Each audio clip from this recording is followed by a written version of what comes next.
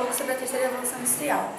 A terceira revolução industrial foi quando começou a era da tecnologia e que as pessoas começaram a se comunicar no momento que elas quisessem. A partir da segunda metade do século XX, inicia-se uma nova fase de processos tecnológicos, decorrente de uma integração física entre a ciência e produção denominada terceira revolução industrial, ou revolução tecnocientífica. Como resultado, temos a aplicação quase imediata de descobertas científicas e processo produtivo.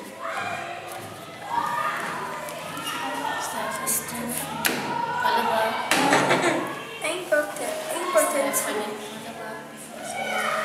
importante sabermos que a tecnologia de cada desses setores são imprescindíveis para os avanços nos mais correndo a estreia da relação de interdependência entre suas formas de aplicação nas sociedades capitalistas, sobretudo mais industrializadas, a criação tecnológica altamente sofisticada melhor e o desempenho de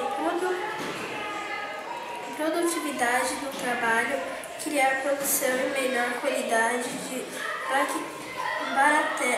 barateia e os custos de produção das empresas.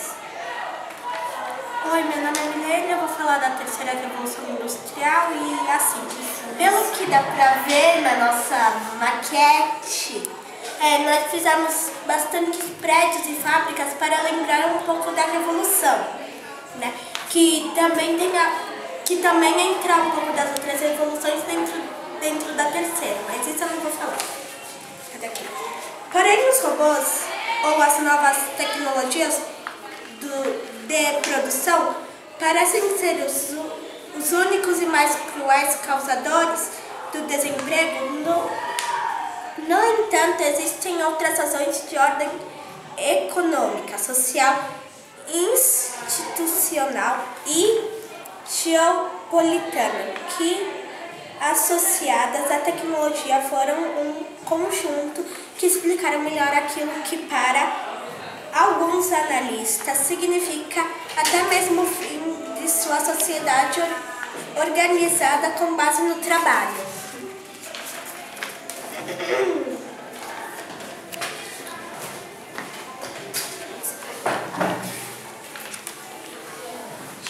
As empresas multinacionais, para restabelecer sua rentabilidade, expandiram especialmente sua produção por continentes inteiros. Surgiram novos países industrializados. Os mercados externos cresceram mais do que os mercados internos. O capitalismo internacional reestruturou-se.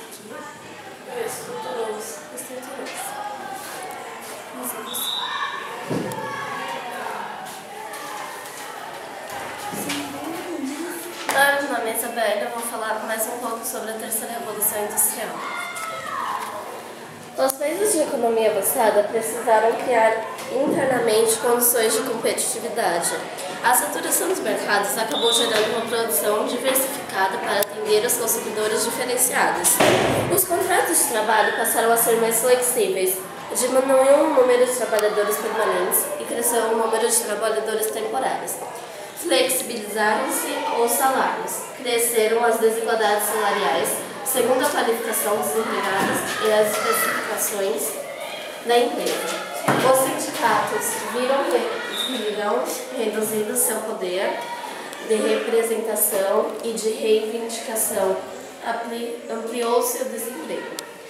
A difusão dos serviços de economia ou de telefonia por cabos oceânicos ou por meio de satélites, a informatização das empresas e transmissão de dados pela internet permitem, por exemplo, a integração simultânea entre sedes de indústrias, bancos e bolsas de valores no mundo todo.